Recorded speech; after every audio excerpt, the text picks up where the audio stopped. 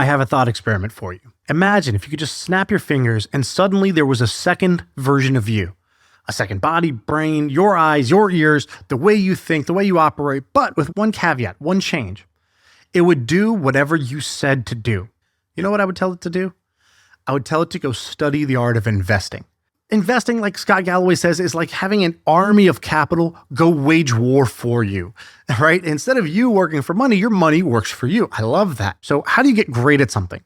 Well, you would study the greats. And that's exactly what the person who's coming on this podcast today has done. He's gone back and for 25 years has studied everything that Warren Buffett, Charlie Munger, all the great investors, what they have done, read every single annual letter, go and read all the reports, study how they grew from bit by bit, block by block, step by step, and not just learn them in the book, but then went and practiced it. And so I wanted to ask this guy, what did you learn about investing and what can I learn? How can I spend an hour or two with you and download 10 years of your brain? His name is Guy Spear. He's a very cool guy. A lot of people really respect Guy because he is just an incredibly humble, interesting guy. I think you're going to love this conversation. So enjoy this episode with Guy Spear.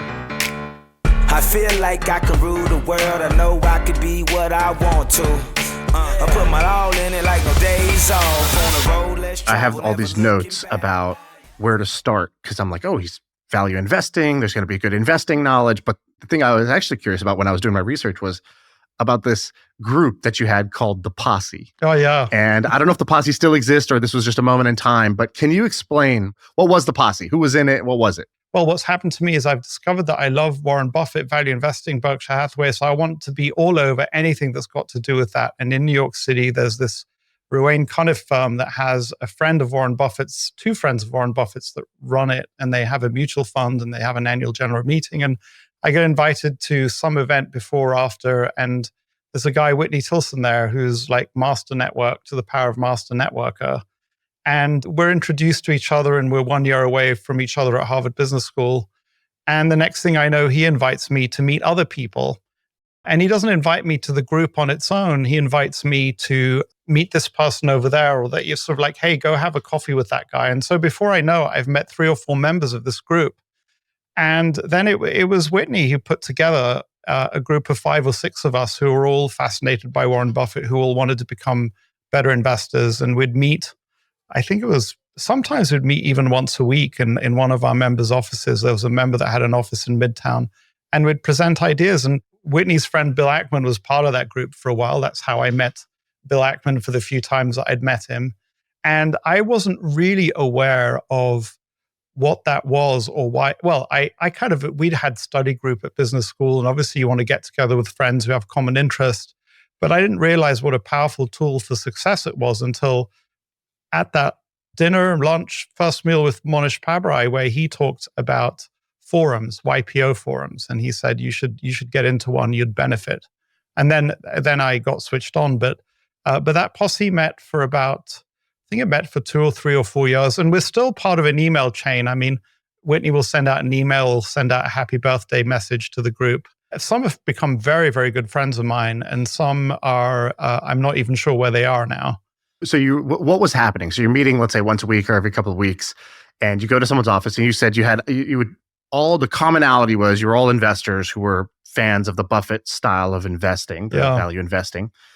What would happen at these groups? You show up, what actually, is there some structure? Did you somebody's got a stock that they're interested in and you start debating it? What would happen? So what I remember is that you needed to show up with a written stock idea. Everybody or one person? Just one person, and then you discuss it in depth at that meeting. And then the following meeting, another person would come with a written stock idea that you would distribute, give the handout, and then you'd talk it through.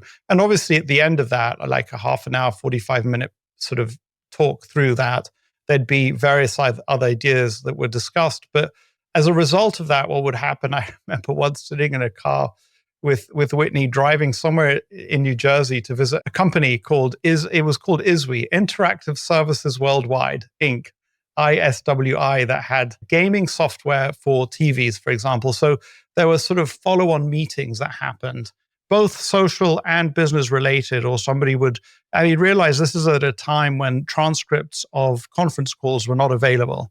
So somebody would listen to a conference call and they'd make notes and they would pass them out by email, for example.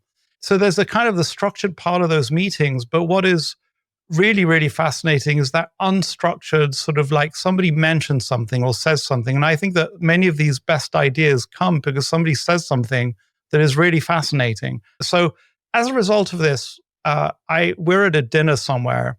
Bill was at this dinner and he started talking about MBIA. And he started talking about how the asymmetry of the bet on the credit default swaps on MBIA. And it was not, I could have read that in a document. I could have had that, but it was the way Bill talked about it that really stuck in my mind. I thought, wow, that is really fascinating. And so that kind of meta information, if you like, is what you really get out of it.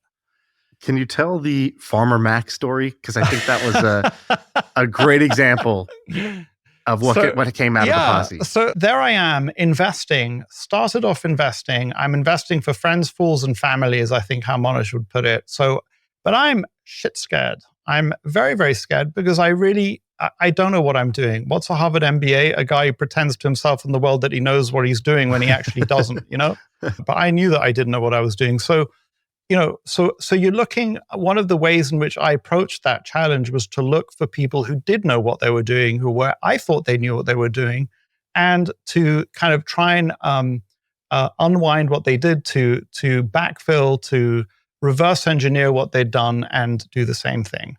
So I got all sorts of investment ideas through that. And I was studying Warren Buffett, and I was also studying a guy called Tom Russo. And I can give examples of, for example, Tom Russo was invested in Nestle. And I kind of like, wow, brands. That's a really powerful place to look. Where else can I find consumer brands? So, Freddie Mac and Fannie Mae at the time were these government-sponsored enterprises, kind of a duopoly/monopoly, highly, highly profitable, enormous balance sheets, but were super successful at making money for their investors, but also for organizing the mortgage market in a way that made sense for everybody. So there they are. And so I'm doing what I normally do, which had made sense for me, is look for similar kinds of situation. Because Buffett was invested in Freddie and Fannie. So he was invested there. You're looking at Buffett for ideas. So you're saying, what's similar to those? And I actually had an investment in Freddie Mac and was making quite a bit of money in Freddie Mac, was very, very happy with that investment. And so I'm saying, what other similar government-sponsored enterprises are there? And I uncover Farmer Mac. So Farmer Mac is also a government-sponsored enterprise. And their goal is, in the same way that Freddie and Fannie are funding the mortgage market by buying these mortgage-backed securities, buying and issuing mortgage-backed securities, these guys were doing the same thing, but in farm loans. So they would buy up farm loans, package them up, and resell them with their guarantee. And the claim was that they were reducing the cost for farmers to borrow, while at the same time creating valuable securities for investors to buy. And I thought, wow, this is incredible. This is really, really good. And it's minuscule. And I just freaking love this. And so I think I probably did present on Farmer Mac. And I kind of like sat down with the posse and said, hey, you guys, check this out. This is, this is the next Freddie Mac and Fannie Mae, except Freddie Mac and Fannie Mae are sort of like tens of billions, if not hundreds of billions of market cap. This thing's got a market cap of, if I'm not mistaken, maybe 1 or 2 billion. And there's plenty of room to grow, all that jazz. Maybe 2 or 3 weeks later, Whitney says to me, that company you presented, well, I think Bill Ackman's either short it or he's about to take a massive short position and he wants to talk to you. So I'm like, okay.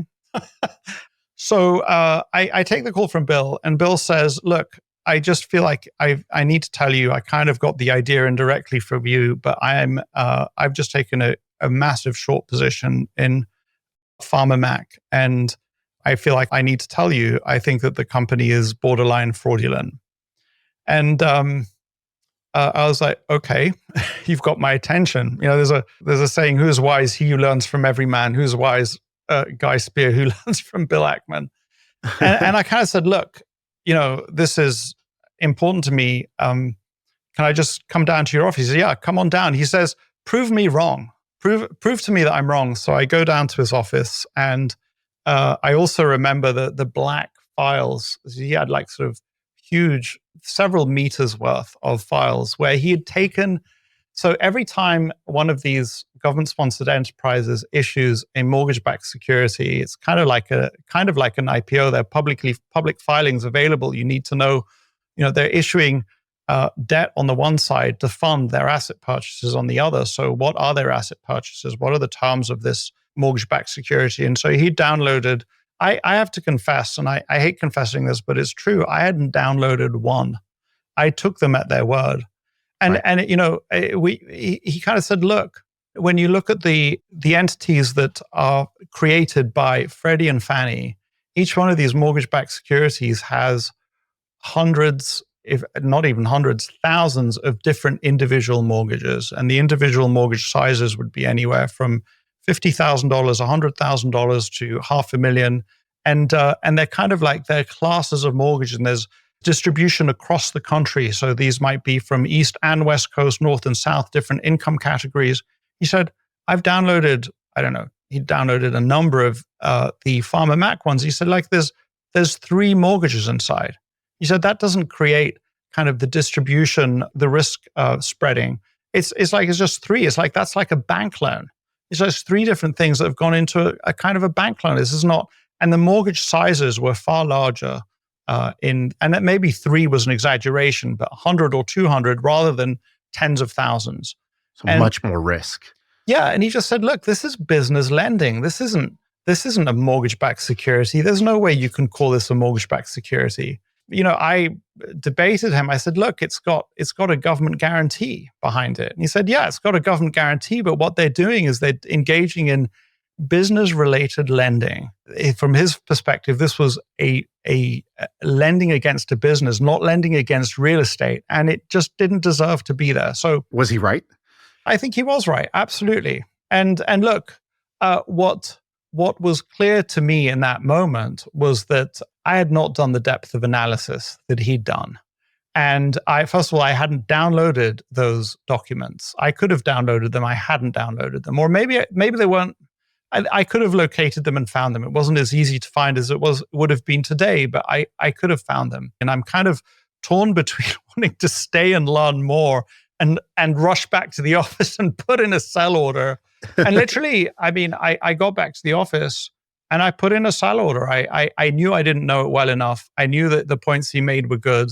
And I sold it by the end of the day. Lucky enough, the fund was small. I felt super relieved that I'd sold it. And then either I or Bill or Whitney got a meeting with the management.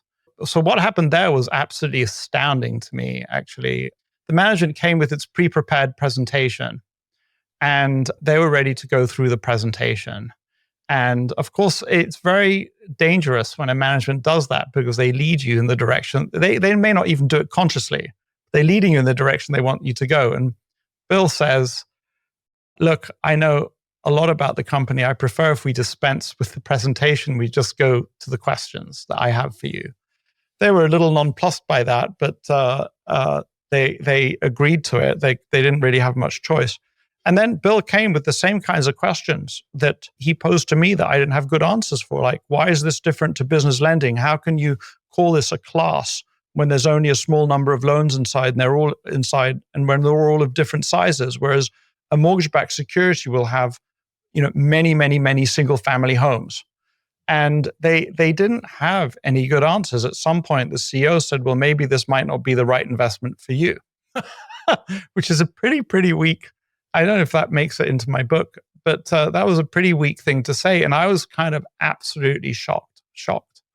And it's one of 3 stocks that I've shorted in my life, actually. When presented with a counter argument, instead of simply, explain, they should know their business better, they should be able to answer those questions. They just took their ball and said, okay, maybe don't play with us. Yeah, exactly. And look, Bill was at that point, a way better analyst than I was. I had all sorts of other things that I needed to be doing just to keep my little business afloat. So there are all sorts of good reasons as well for why I was unable to dive that deep. But it showed how from time to time, if you don't do the analysis all the way, especially when you're going to a place where other people haven't been, you're going to get it wrong. There's an example that comes to mind when you say that in my life in the entrepreneurial sense, but I have a friend who is a good buddy of mine and a bit of a mentor to me. We made a deal with one of my businesses for him to help me out. And so he says, okay, great. I'll help you out. I said, hey, can we meet on Friday? Friday comes around and I just thought this is how business works. I thought we're going to meet on Friday. So Friday noon, that's when the video call will start. And then we will start to talk and we'll discuss some ideas. And then maybe after we discuss, there'll be some actions. And basically in the 72-hour period before, he just went to our site. We have an e-commerce site. And so he went to our site and just immediately opened up a Google Doc and started writing a bunch of really hyper tactical observations of things that were messed up in our own product. There's this weird thing that happens with your own product where you spend so much time at the back of your business, you never use it as a customer. Whereas he just went and used it as a customer. He went into our ad account and he laid out this Google Doc that was 2 pages, bullet point, no fluff words in between. It was just try adding this, remove this. This is missing. Hey, you wrote this here, but this link doesn't work. In your ads, try this segmentation strategy, try this. And he had laid out this 2-page doc. And so by the time we showed up at the meeting, I was like, oh, well, I guess we don't really need to discuss. You already did an audit basically and you dove so deeper than I'm doing in my own business, which is embarrassing for me at the moment. But it was so useful and it became a real eye opener of oh, this is how the best people operate, which is that when they're going to do something, they just drill right in to the source of the issue. Where if we're trying to grow, the answer to how we grow is going to be in the actual product mechanism. Right. And he went right there. He found a bunch of opportunities, and it was there's nothing to discuss. Make these changes, and then let's talk after that. Well, why would we talk before? And it was a real eye opener for me, and how the best people operate. They go straight to the tactical stuff of what could we just simply be doing better in the funnel. What strikes me about that is that what extraordinary act of generosity. So he was giving you sort of something that he was giving you the best part of his brain, and he was giving it to you just out of the desire to give. And it feels to me, obviously I wasn't there, he's giving it without any agenda. And just maybe he loves to do it, or because he really cares about you, or because he knows a lot about the topic. And that seems really special, friend, because there are people who know a lot, but they just don't have the time. They either don't want to have the time or generally don't have the time to talk to you about your stuff. And so that's pretty special, especially if he wasn't an investor yet or he wasn't an employee yet. Yeah, I think we're both Tony Robbins, I don't know, fans or I noticed that. We have, and he has a phrase, the secret to living is giving. And he talks about, almost like in the hierarchy of needs, eventually you get past yourself. Can you tell a couple of the lessons that you got from Tony, or maybe what shaped you out of that? Because you like me are a self-improvement kind of infinite learner mindset person. I think a lot of the audience, because that's what I like to talk about, is also wired that way. I would love to hear maybe some stories or some big takeaways for you. So I think that in total, I've done sort of 8 or 9 Tony Robbins seminars in my life, including a big one in Hawaii. And I'm just curious, what number are you on? If I want to know if you're more of an expert than me or vice versa. No, less than that. I've been to 2, and so I've been to 2 or 3, but they were all the UPW, Unleash the Power Within. I didn't do his kind of deeper stuff. But then I just kind of devoured a lot of his old material. Specifically, if you go on YouTube, there's really great stuff of him when he was very young, talking. And, not all of it is the stuff he talks about today, but he has some really good stuff that actually for business people is useful about public speaking, about sales, about marketing, about persuasion. Yeah. And he doesn't do a lot of that material now, but that was some of my favorite stuff that he did back then. So that's where I'm at. And I think that what comes up for me as you say it is, so, there's this moment where in a way my destiny is on a knife edge with this meeting with Monish Pabrai. And because I took the decision to approach him without an agenda, I got a very different Monish to the person I would have gotten if I'd have approached him with an agenda. And first meetings are always very important. And so the decision to go to my first Anthony Robbins seminar was a bit like that. I had this really good friend in New York City who she says to me, "Oh, you're in San Francisco. There's an Anthony Robbins seminar there. You should go. It might change your life." And I remember at the time, because I had this weekend planned with friends, I was like, I'm going to go. It's somewhere perhaps my the deepest, wisest part of me knew that just to go hang out with friends would be something like same old, whereas going to the seminar might give me something new. So, I show up at this seminar. Anthony Robbins, like 6 foot something tall, and and he's getting us to jump up and down. There's a huge amount, as you've heard 1,000 times, anybody who's done Anthony Robbins, emotion has got motion in it. If you want to feel good about yourself, you need to look at your physiology and look at how you're moving and change the way you're moving in order to change your emotions. And I'm like this kind of snarky Brit at the back. I'm just like, sort of, what is this? And looking at my watch and thinking, why did I waste the money? Maybe I can still go out, hang out with my friends. But I did the firewalk. And once I'd done the firewalk, I was in a different place. And so for those who don't know, he kind of whips those who want to be whipped up into a state in which you feel very confident to walk across a bed of hot coals, and you walk across them and you don't get burned. And there's all sorts of spiritual or non-physical reasons. I think that the main thing is the state of mind that you're in and the firmness with which you walk. If you walk in that way, anyway, it was like it really did that metaphor of how if you have the right psychology and you have the right physiology, there are extraordinary things that you can do as a human. That metaphor went in for me such that I now stayed the rest of the weekend. And in my case, I was a guy who had my head up my rear end. I had achieved some early academic success in life, and I was getting to be quite bitter because I wanted success, but the things that I'd learned, the routines that I'd learned to get success, and at this point I'm age 27, 28, 29, they weren't working for me. And I'm sad that I see other people who are in kind of similar circumstances. And I think the younger you are when failure hits you or when difficulty hits you, the better it is, because the more likely you are to develop strategies and to adjust and to try different things. But I was at a point where I was kind of starting to get stuck in my ways. And I really needed a very powerful kick in order to, it wasn't enough that I knew things weren't working.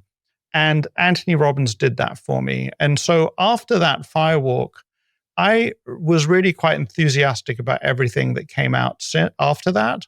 And I couldn't stop talking about Anthony Robbins when I got back to New York and started reading NLP and started neuro-linguistic programming and started like really diving into the self-help bookshelf to find more material that would help me in that way.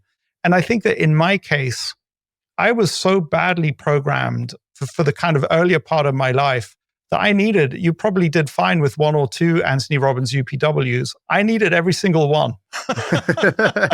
And I'm super grateful to him for giving me that. I mean, there was a point on that first night where he kind of said, and I bought it. So there was the firewalk, and he said, "Look, you think I'm here to make money out of you." And he kind of said, "Look, I'm definitely here because it's a business and you guys have paid money to be here. And there's a lot, yes, I definitely make money out of this, but it's not the true motivation. I really want to help you. I really, really want to help you guys in this stadium get a different result from your life." And that actually, I mean, one of the books that Monish gave me to read when I first met him was this Power versus Force book by David Hawkins. And I went strong at that. He didn't strike me as just selling me a yarn. I was like, okay, I'm willing to open myself to this. He actually wants to, I don't know if he can help me, but he's at least, that's the intention he's expressed, and I believe him. Then what I knew was that I had an enormous amount of rewiring of myself that I had to do. And so I started doing that rewiring. And it was that rewiring, the process of rewiring myself and taking actions that I'd learned to do because I'd started doing Anthony Robbins, that got me in front of Monish Pabrai. What would be an example of a rewiring? So like a before, my brain thought this way or worked this way, and after? So I had this awful attitude that I was smarter than most people that I met. And, first of all, I was way less smart than I thought I was, and it's not important how smart you are. It's how smart you are relative to how smart you think you are. And I had this arrogant attitude that once I'd categorized somebody as not worth my time, I didn't really need to pay attention to them. And there's a moment, it's either in the seminar or one of the cassettes. And at the time, I was listening to cassettes of Anthony Robbins, by the way. I had a collection of the cassettes. And there's the story that Anthony Robbins tells about walking up to, maybe it's Norman Vincent Peale or another of these self-help people. And Anthony Robbins says, look, I've read your book and nothing's changed. And the guy says, how many times have you read my book? Anthony Robbins says, well, once. He's like, go read it 5 more times and then come back to me. And so one of the books I'd picked up was Dale Carnegie's book, How to Win Friends and Influence People. That came well before I discovered that Warren Buffett really learned a lot from Dale Carnegie. And Dale Carnegie sort of sits there and says, the most important sound in anybody's mind is their own name. What a freaking concept. I was too busy trying to, having studied law and economics and what have you, and I was not connected to that. But so that's just the awareness. Oh my God, you don't bother to remember people's names. You don't bother to address people by their name. Is it a surprise that you're not getting the results that you want? And so I then made an effort, and it especially to somebody who grew up in the UK. In the US, people will do it a lot. They'll meet you and they'll say, how do I pronounce your name to make sure it's pronounced correctly? And then they'll use your name a lot. And it struck me as being a little disingenuous, but actually I started doing it. I made myself do it. I said, wire this into yourself. And around that time, and this is not from Anthony Robbins, I'd read the Psychology of Influence. And so I was like, reciprocation. I need to do reciprocation. I would buy bags of sweets and hand out sweets to like the doorman, to the taxi driver, to whoever the hell it was. So I had all these big theories of how the world worked from, these great professors and writers of textbooks and what have you. And I could spend hours writing essays about how the world worked. But I'd never really spent time understanding how one-on-one interactions work and how do you get people to feel positively oriented towards you on a micro level in real life, And it was like shocking. Look, I think in my case, there's a few things going on. I think that that module is not very good. It's not very well developed in me. I take my wife, for example. We'll go to some social event. She said, do you realize you were standing too close to him? Or do you realize they wanted to go 5 minutes before you actually allowed them to go? And I'm like, no, please help me. And I think that I've made some progress, just not something I'm very good at. And yes, we should specialize in the things that we're really good at, but we need to bring a few things up to the bare minimum basics. And there were a few things with me that I was missing. They were just not the bare minimum basics. Yeah, it's funny. In your book, you talk about how when you were young, you were like this Gordon Gekko wannabe. I wrote that phrase down. You're like, I was a young Gordon Gekko wannabe. I wanted to be rich. I wanted to be powerful. I wanted to run Wall Street. You join D.H. Blair, which basically was like modeled after, I think, Stratton, like the firm that's featured in Wolf of Wall Street, like the penny stock firm. And then D.H. Blair goes down a few years after you leave. And you're at this point where, you've gone to Harvard Business School. You got the job on Wall Street. You wanted to have the slick back hair and all the money and the cars and the power.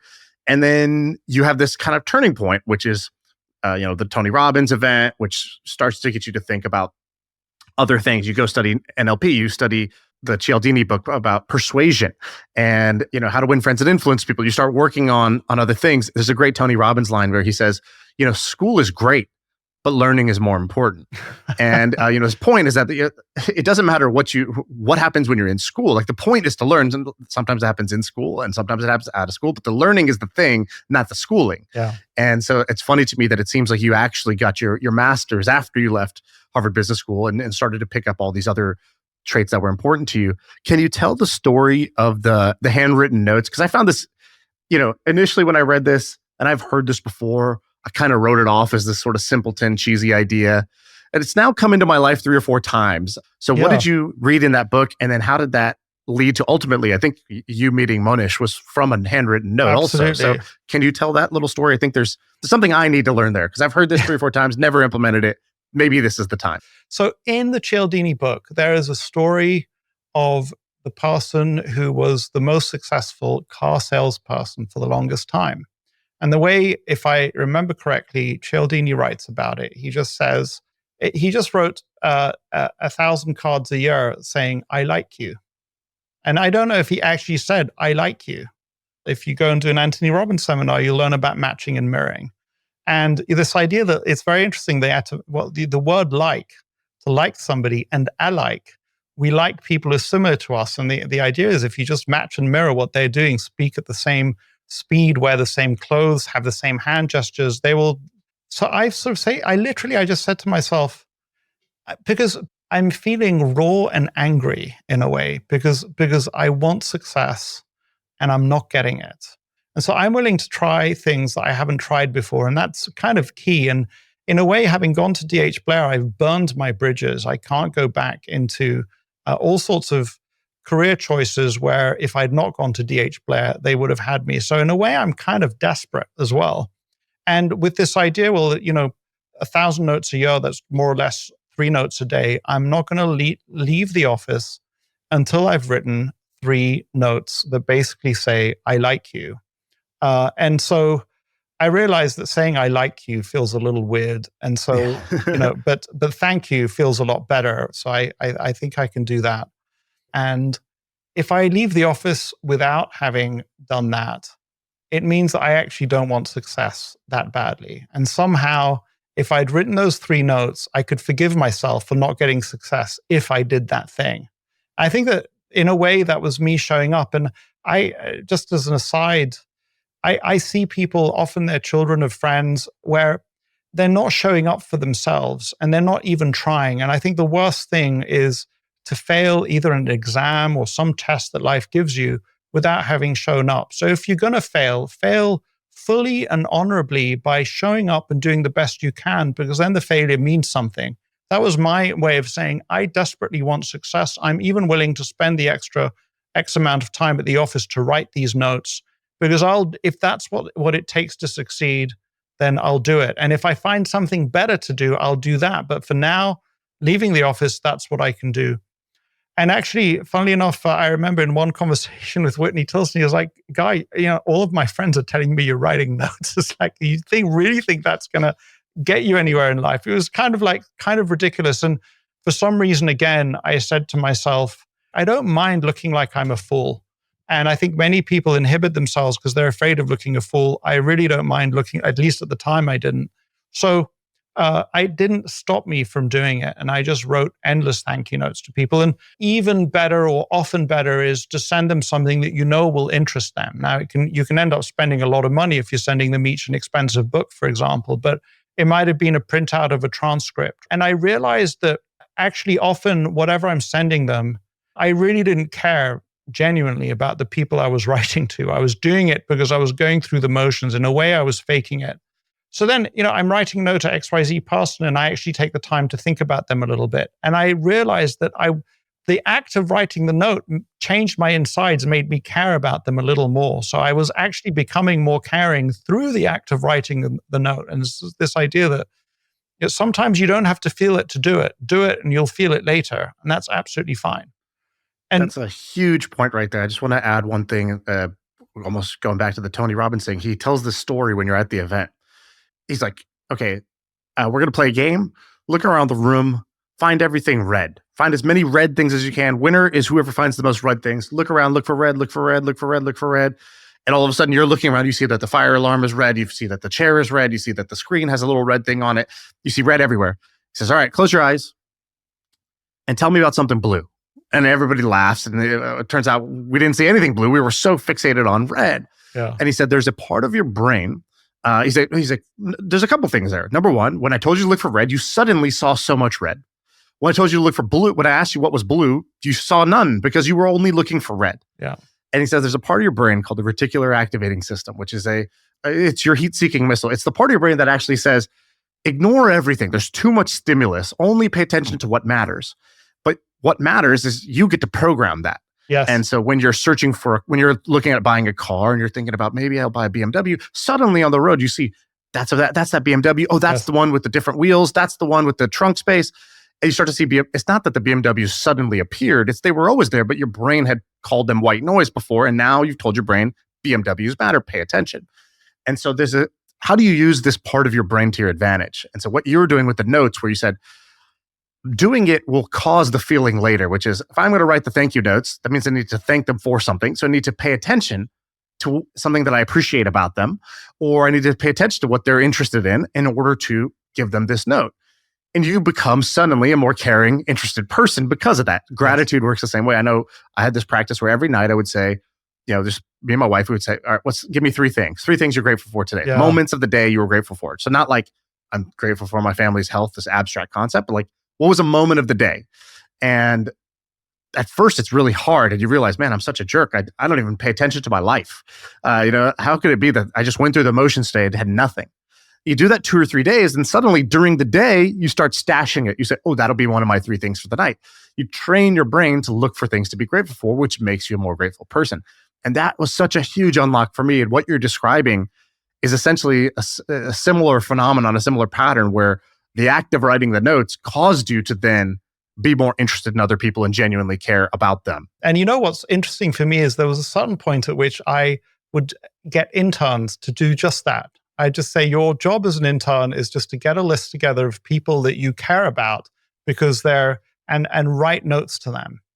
And, I don't think that there's even one case, or none comes to my mind right now, where somebody really implemented it. And it kind of like really frustrating for me because it's not a zero-sum game. It's not like if you do it and somebody else we know does it, diminishes us. It actually enhances all of our lives. And it's not clear to me exactly why some people end up doing it and some people don't. I would tell you that what just blows me away is that, Warren Buffett gets this. Warren Buffett is giving gifts to me. He's writing the equivalent of thank you notes to me. I'm a nothing in his life.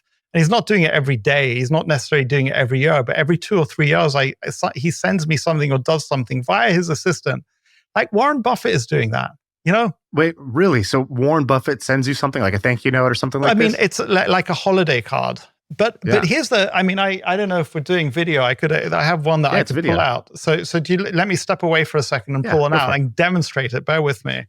Because of course I have it up on my wall. Hang on a sec. So Warren, this is, I don't know how many years after I've met him. Not right away, that's for sure.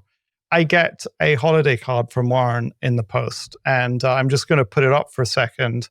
And then we can talk about it because it is so clever. So let's see. You can see that. And there we go. Yeah, Warren, Santa. I can't read the text, but I see Warren Warren Buffett with Santa. So of course I framed it. But the key there is that it's a card which is, I'm going to look at it now because I need to remember. So it's 2011, and he's crossed out Geico, Burlington Northern, Santa Fe, and McLean. And then it's sort of like companies that he maybe would want to buy. It's got ExxonMobil, Wells Fargo, Google, and there's Warren next to Father Christmas there. But here's the key. So he says, either I finish this list by Christmas or I occupy the North Pole. Probably it was around the time of Occupy Wall Street. But then what he's done is he's scrolled on it. And I don't know how many of these he does every year. Guy, happy holidays. I enjoyed your 2010 report, Warren. And so, so the key there is like the other side's got nothing on it because who cares? Because, maybe guy's going to frame it. You don't want to put anything on that side. And what makes it special is he's personalized it to me, and he's understood that is an enormous gift to the people who receive it. And, you literally, this is a Monash expression. When I received that, you needed to peel me off the floor. I was sort of, and what am I to him? Really, of all the people that he knows, what am I to him? He's had dinner parties with Katharine Graham in Washington where he's met heads of state and head of the Commerce Department and the head of the Federal Reserve. And now he's sending that to me. And he's doing reciprocation. He's giving out the equivalent of sweets. He's giving out the equivalent of a thank you note. He's showing this individual that he in some way just cares about me as an individual. And he's doing it in a pretty efficient way for him and in a way that allows me to get all excited and tell Shaan Puri all about it in a podcast. He understands this stuff. He freaking understands this stuff. Well, I think that's amazing. I did not know that he does that. So that's very cool.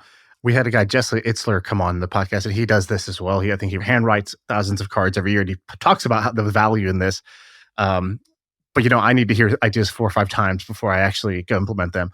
I'll tell you another similar story that's like this. We met a guy who knew Kobe Bryant. He trained Kobe's daughter before she passed away in that the tragic accident.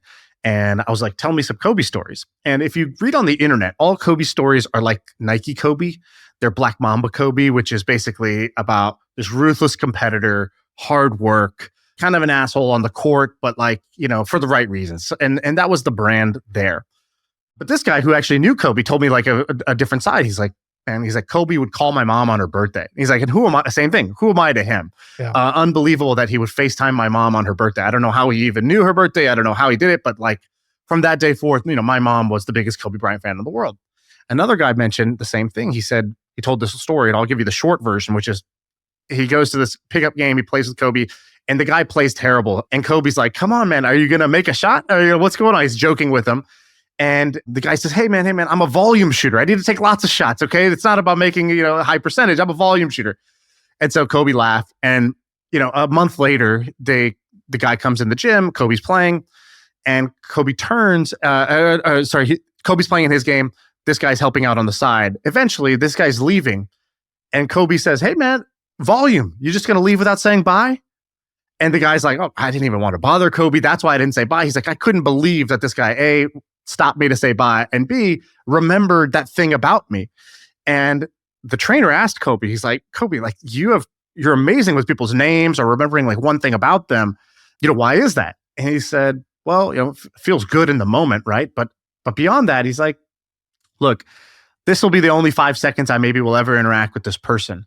But for the rest of their lives, they're going to tell everybody they know. They might tell 3,000 people over the next, the rest of their life about Kobe Bryant. And he's like, so it's so simple, so lightweight for me. It's nothing for me, right? It costs me almost nothing. And yet for them, it can be a huge payoff, and that they will go and tell the world about, this amazing interaction they had. So it's only 5 seconds for me, but it might last years down the road. Yeah. And it's the same thing. Kobe got it. He understood that. Well, and I think that what's fun about these things is that you want to make it yours. So you don't want to necessarily follow the Guy Spear formula. Well, I also want to ask you about investing because that's what you're known for. I want to start with a quote from you that I found interesting. I don't fully get it, so I want you to explain it to me. You said, investing is like being a drunk stumbling around in a bar trying to find a drink. Yeah. And I think you were contrasting it to the idea of investing being you're like a fighter pilot. You just scanning, you lock your target, and you just, laser beam it. What do you mean by that? Because I don't fully understand. Yeah. So I'm not going to get the terminology wrong because I'm not a big bowler, but if you go bowling, last time I went bowling, every single ball I bowled went into one of those side channels. It was very upsetting to me. I mean, I was really bad. But then if you're a child, especially, you can get them to put up curtains so that it doesn't go into the side channel. And, it's this idea that you get on, the few times I've been bowling, I want to hit the king pin or the pin at the front and knock them all over. And what a satisfying feeling. And that's what you think you're trying to do. But actually, you're just trying to keep it off the edges, and anything that you can do to stop yourself from having it fall into those edges where you kind of lose everything is a good thing. And so spend less time aiming for the skittle at the very front instead of spend more time thinking just to keep it on the runway rather than in the sides, and set myself up such that when I miss really, really badly, I'm still going to be okay. That is more important than actually hitting on the targets. It's going to be more important for me or for many investors. It's not the question of whether you select that winner. It's going to be about how you run your portfolio in such a way that you don't have massive, massive losses. We spend a lot of time being impressed with success, impressed with people who seem to have succeeded, whether it's companies like Google, or whether it's individuals like Jeff Bezos, and a large enough number of others. And this is this fooled by randomness idea of Nassim Taleb's, that many of those people are lottery winners. They were in the right place at the right time. And yes, they were working hard. And yes, they had all the attributes, but also they were lottery winners. And we need to be really, really careful when we study success. Don't study lottery winners. And there's a well-known phenomenon that even the lottery winner subjectively thinks that they had some input into their success. Right. And the famous example there is that you get a room full of any number of people and you have them all flip coins and you keep them flipping coins. There will, after a certain number of flips, be somebody who managed to flip 9 heads in a row, 20 heads in a row, depending on how many people there are and how lucky you are.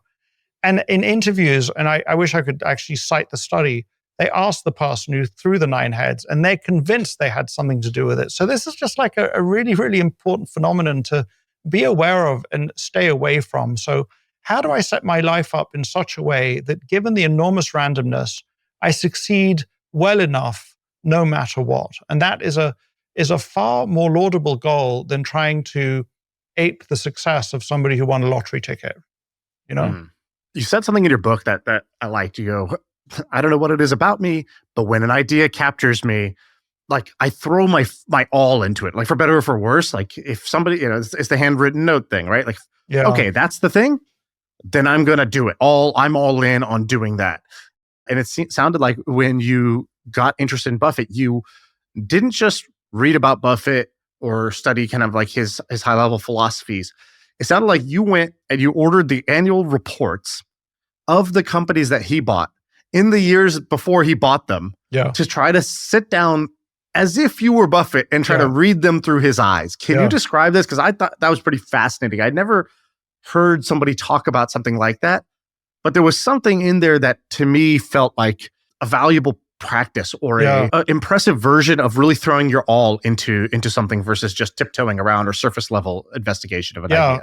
Unlike what I did with Farmer Mac, for example, just to get back to an early part of the conversation where I did not do that. That's what I should have done, but didn't.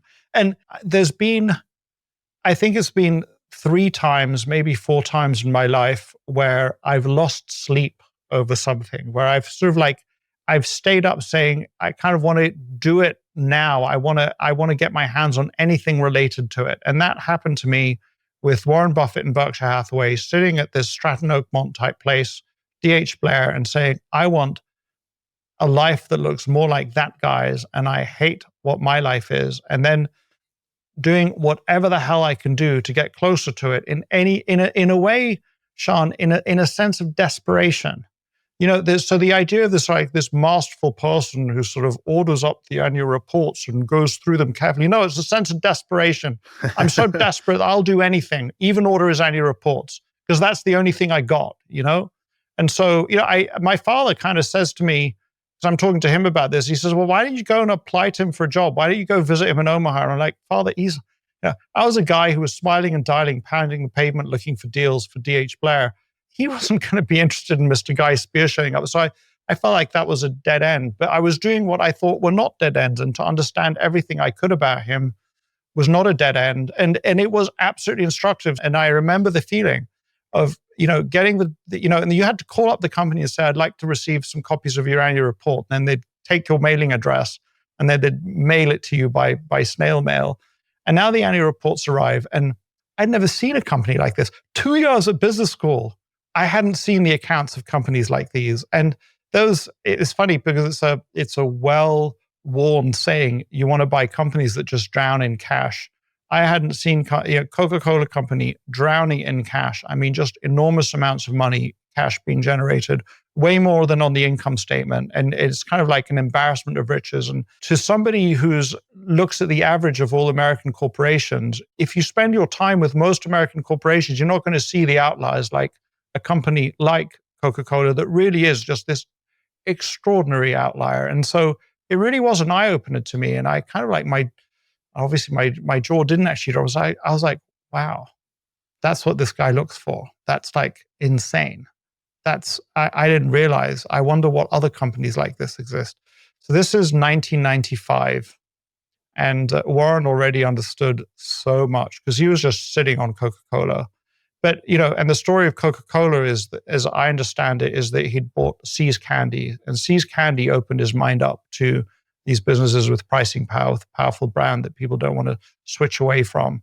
But yeah, and so obviously I was going down a steeper learning curve than Warren Buffett had been down, if you like. So, and so you order these reports, you're reading them, you're trying to understand what he looks for, and then was there anything else that was formative at that time for you to develop the mindset of a value investor, to sort of immerse yourself and speed run this education to try to really level up? So one formative thing sounds like ordering the reports, sitting down. I think you even described it like sitting down like Buffett, like walking yeah. like him, talking like him, drinking the drink that he sit down with the diet Pepsi or whatever he drinks, and really trying to sit in their shoes for a minute.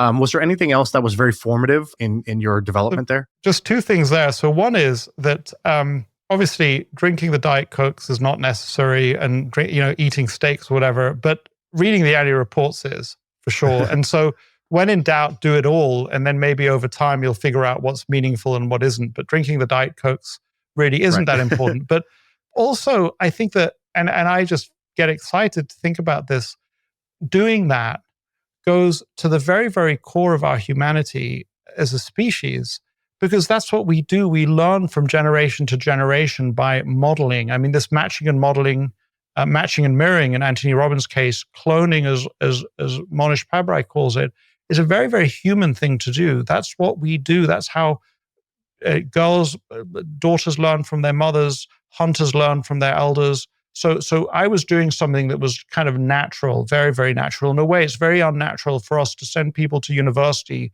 to have them model professors who don't know anything about business if their plan is to go out and be business people. Right. So there are two sort of insights that I had that I subsequently realized were good insights about what to do. The one was, so I can't get Warren Buffett as a mentor for me, much as I would like him as a mentor for me.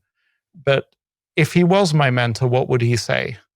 And this beautiful idea that we often, all of the time maybe, we don't actually need the real person. We need to know enough about them to know what they would say if they were present. And so this idea of me saying, if Warren Buffett was here right now, if he was in my shoes, what would he do? And I think it's funny because I don't want to live a life like Jeff Bezos lived, actually, at the end of the day. So I've never asked myself the question, if I was Jeff Bezos, what would Jeff Bezos do in my shoes? But I think it's just an unbelievably powerful question, and help me get going. And this is this technology of success that I think that Tony Robbins would call it the technology of success, that in a sense, I wish that we could teach it at school, because in a way, it's success by numbers. It's not that hard. Imagine that the person you admire is in your shoes. What would they do? Now try doing that. See if it's working for you. It might well work for you. Can you give I think there's a Monish thing, I don't know, or maybe he got it from somebody else, the two gas stations across the street. I thought this was a great metaphor. So yeah, it comes from a good to great. So yeah, it's a beautiful idea that I haven't thought about for an enormously long time. The idea is, and this is a story I think is in his book, Good to Great, two gas stations, both opposite sides of the road. And the guy in the one gas station, when he gets a customer, he's made some money, he paints the wall of the gas station, he puts out some flowers, he makes his gas slightly cheaper. And these are all actions that the guy on the other side of the road, opposite him, could do. Not only could he do, he's seeing the other guy do it right in front of him. And the fact of the matter is that in so many cases in life, the guy on the other side of the road who has all the opportunity to do exactly the same thing as the winning gas station just doesn't do it. And you come to this situation N years down the road, and it's very hard to understand why one is so successful and the other isn't. And so, the way I think I tell the story in my book is, I'm sort of sitting with Monish, and he's told this story a few times now, and I'm like, yeah, what a dumb guy on the other side of the road. He isn't copying any of the things that the one with the successful business is doing. And I don't know exactly what happens when I realize, actually, you're the guy on the other side of the road, because here's Mr. Monish Pabrai doing all these things, and you're not doing any of those things. Why the hell not? Don't be such a freaking idiot. What was something Monish was doing that you should have been simply copying? Oh, that guy, he comes out and washes the windshields of people getting gas, and they love it, and that's why that little action is leading to success. What was something that was a little action you could have copied? Getting around the right people. So something, and it's taken a while for this to kind of seep into me, and now I kind of feel like I own this phrase, or I'm fully familiar with it. So Monish will talk about a sales engine or a marketing engine. And maybe for those, in a sense, Shaan, I've never built a big business. I just have a little investment shop with 5 people. I'm like the little watchmaker, and I have a few people helping me make watches. But, the realization that what I need to do is break down the actions that I see need to be taken into repeatable steps and then build an engine around them. So that means enable people around me, not just me, to do those things and then to scale them up and do them in a larger volume. So there's a limit, say, to how many thank you notes you can write. But if you kind of like decide that you're going to generate goodwill in a certain way, how can you scale that up? In what ways can you do it? In a way, this Value X event that I do every year, or this Value X BRK, is a way of scaling up goodwill and building an engine for creating the kind of good feelings that you want to create inside of people. And so that idea of building an engine, what engines do you have? What engines are firing up inside your business is certainly straight from Monish Pabrai. Another huge thing for me was the realization that I was investing enormous amounts of time talking to prospects, and that in a certain way, that was an enormous waste of my time. And it just blew me away when I discovered that Monish didn't waste any time talking to prospects. Basically, if you weren't ready to invest with Monish, he didn't want to spend time with you. And he had an engine of how people were going to find out about him. And so, and then the first time I implemented that, when I declined a meeting, I said, well, if you're not invested with me, I'm not going to meet with you, was huge, actually. So I was going to say, I'm there in my office, I'm reading the Coca-Cola annual reports, I'm saying, what would Warren Buffett do in my shoes?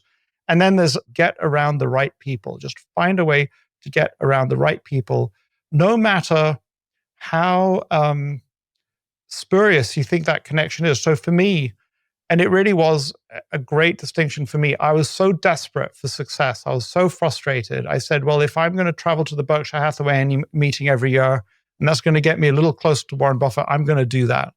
But I actually think that my annual pilgrimage, and it's correct wording to call it a pilgrimage, and I can get into it if you like, to go to the Berkshire Hathaway meeting every year has exerted a really, really powerful, positive, gravitational pull for me in the right direction. And again, I think that I get super excited about that because these are not genius moves. They're not like sort of, I had to be so capable, so smart, all of those things. It's something that anybody can do.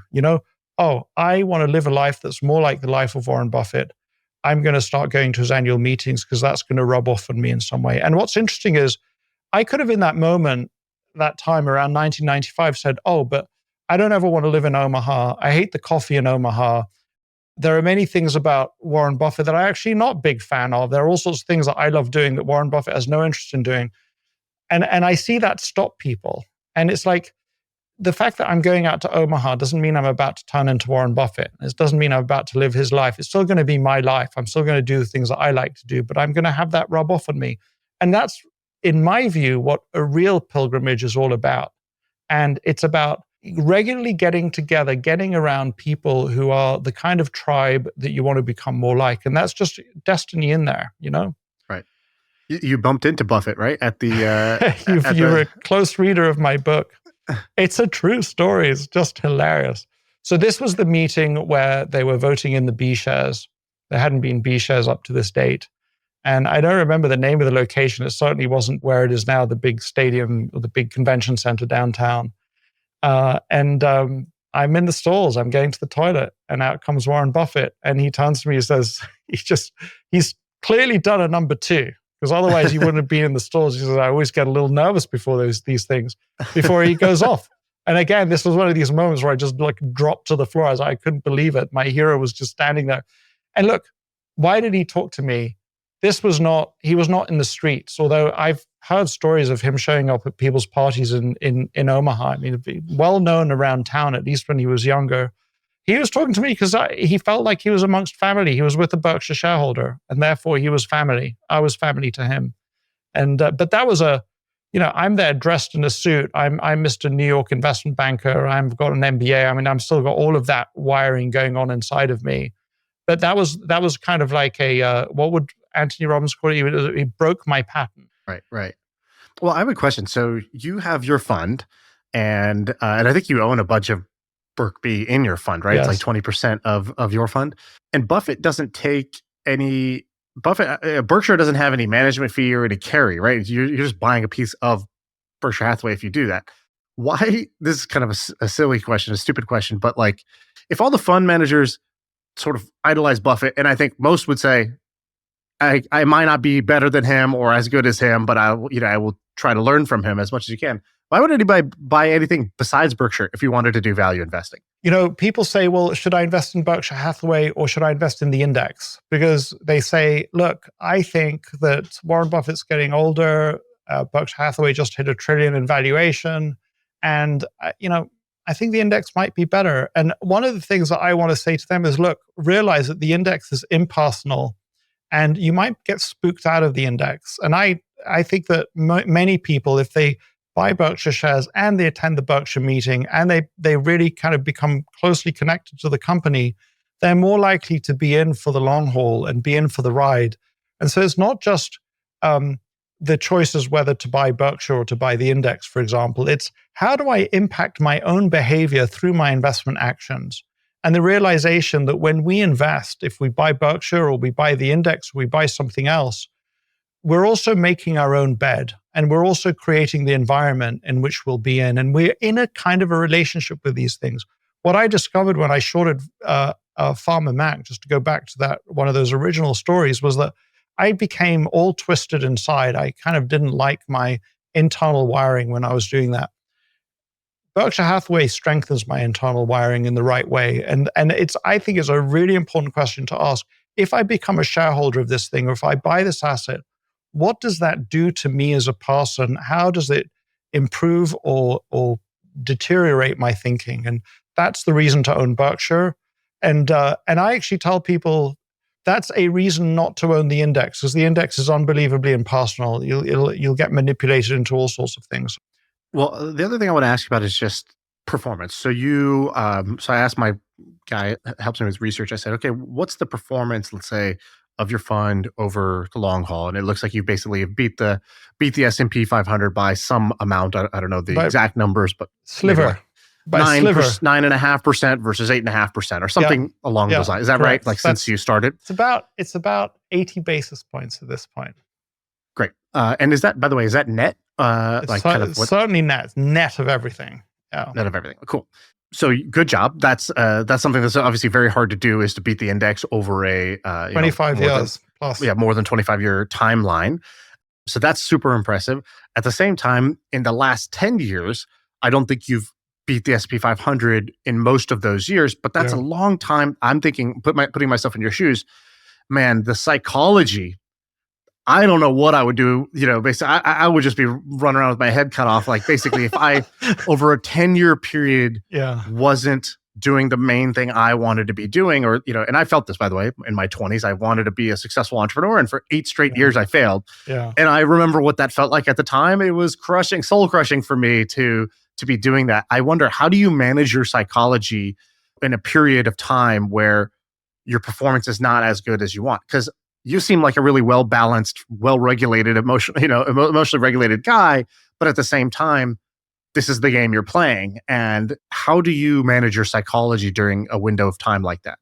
So it's absolutely spectacular question. It's funny because I did a sort of dry run through. I'm going to be talking about the fund to our investors in a day or two's time, and I think it's 7 or 8 years that I've underperformed the S&P index in this case.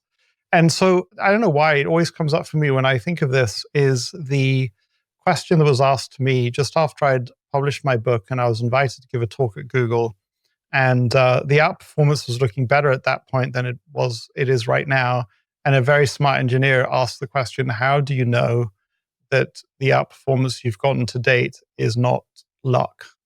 And my answer then, as it would have to be now, is we don't know. Well, I'm just one data point and amongst thousands of data points. And so, you'd argue that 25 years is a long period of time, but 8 years of underperformance in that 25 years is also a long time.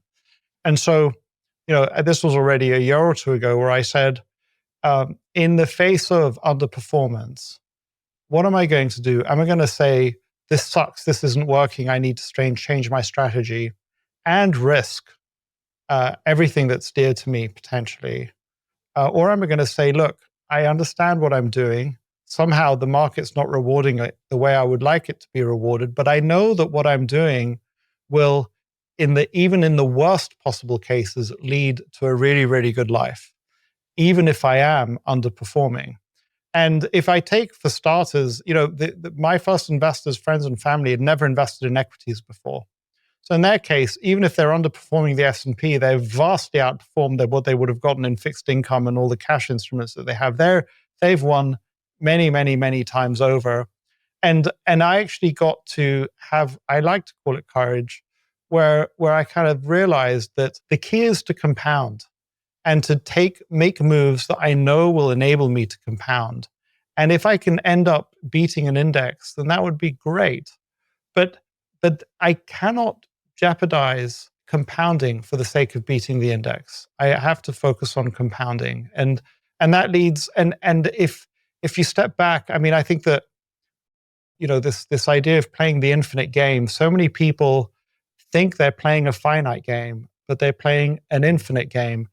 Explain the difference, finite and infinite games. Yeah. Sorry. So finite. So there's a clear distinction between finite and infinite games. A finite game is one which has a clear set of rules, a clear space in which it's played out, both in terms of time and physical location. So an example would be chess.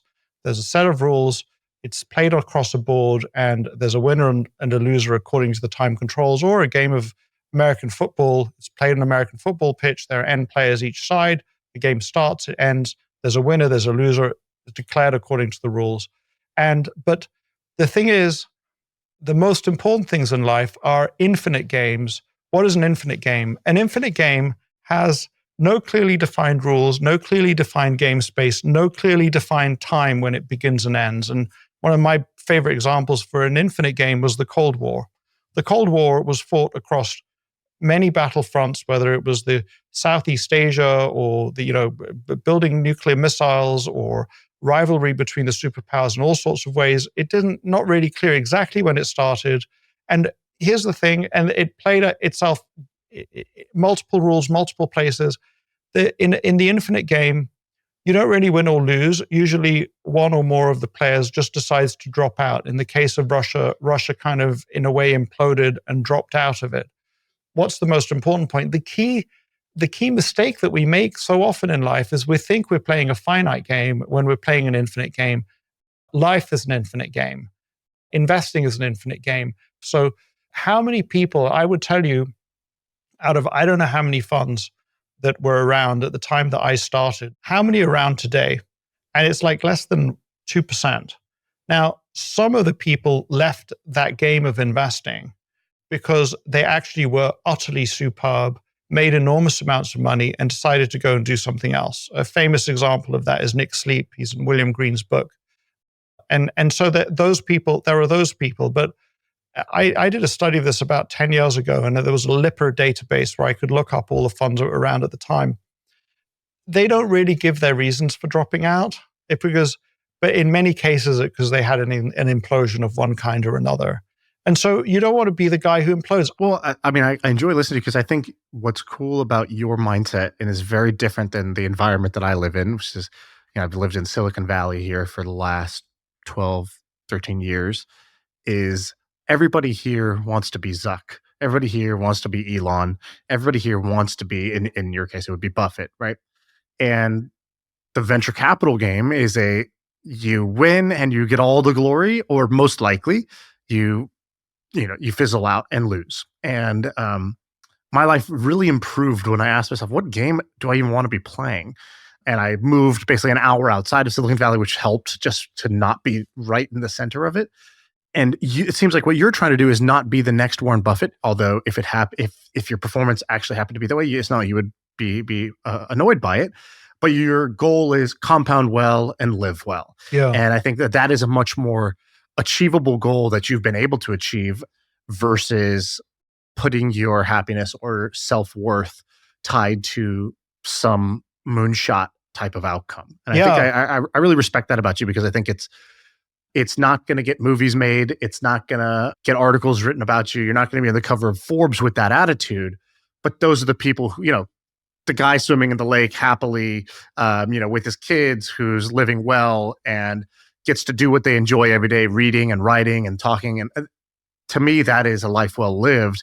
And I had to almost deprogram myself from the media I was consuming, which was kind of shaping me to want something that I didn't really want, especially once I knew the odds of success in that game. And so it really helped me to shift my thinking that way. So you're a good example of that for me. If I do the same contemplated action, given the same set of circumstances throughout the rest of my life, how's it going to turn out? So there's this sort of like, just this once do this, just this once get blind drunk, just this once drop out of an airplane without a parachute because it'll be fun. And just to ask the question, and for me, for example, just take this meeting, just help this person, just give this person an internship. And I think that something that is helping me to say no more often to those things, to say, well, if in every time I'm faced with these circumstances, I say yes to this, how will my life look? And if every time I'm faced with these circumstances, I say no, how will my life look? And it makes it far easier to come to a quick no and an understandable no, where I can say to the other person, look, I'm sure you can understand I can't say yes to this. And I'm sure you can understand, because if I did, here would be the consequences. And I think that that's a huge part of Warren Buffett's wisdom. Never, ever fall for the just this once.